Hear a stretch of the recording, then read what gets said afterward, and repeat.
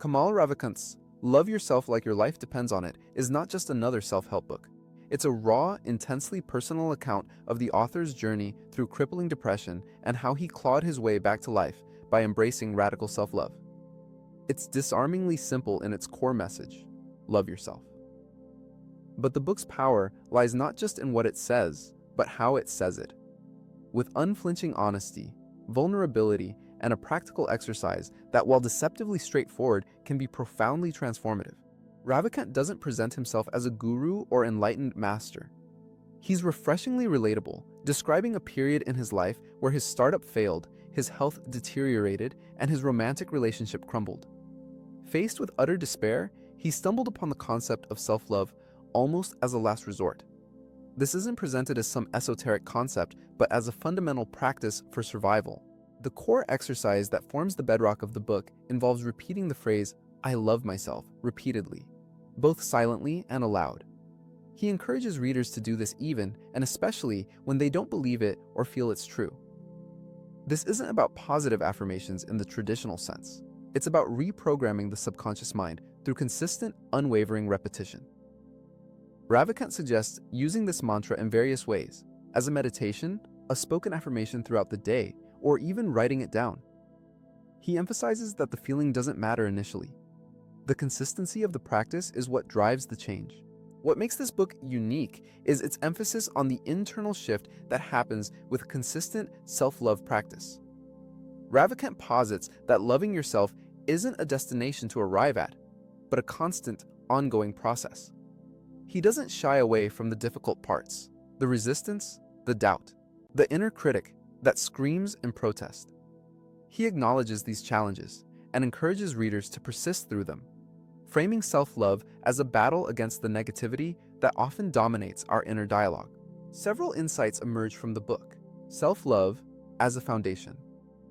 Ravikant frames self-love not as a luxury or an indulgence, but as the very foundation upon which a fulfilling life is built. He suggests that without it, our relationships, careers, and even our health will suffer. The power of repetition. The book underscores the importance of consistent repetition in rewiring our beliefs and thought patterns. By consistently telling ourselves that we love ourselves, we begin to believe it, even if, initially, we don't feel it. Embracing vulnerability. Ravikant's willingness to share his own struggles is what makes the book so impactful. He shows us that it's okay to be vulnerable, and that self-love is a process of accepting ourselves, flaws and all. How does this relate to daily life? Consider these examples. Dealing with criticism. Instead of internalizing negative criticism and letting it erode your self-worth, the practice of self-love can help you view it objectively, learn from it, and move on without letting it define you. You might respond to harsh words by silently repeating, "I love myself. I am doing the best I can." Navigating failure. When faced with setbacks at work or in personal endeavors, self-love can provide a buffer against self-blame and despair. Instead of spiraling into negativity, you can use the practice to remind yourself of your inherent worth and resilience. Improving relationships. When you truly love yourself, you're less likely to seek validation from others or tolerate unhealthy relationships. You'll set boundaries, communicate your needs more effectively, and attract people who value you for who you are. Boosting confidence.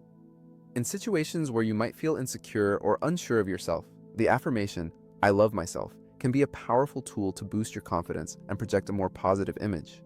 Love yourself, like your life depends on it, isn't a complex guide filled with elaborate strategies. It's a testament to the profound impact of a simple yet radical act: choosing to love yourself unconditionally and relentlessly.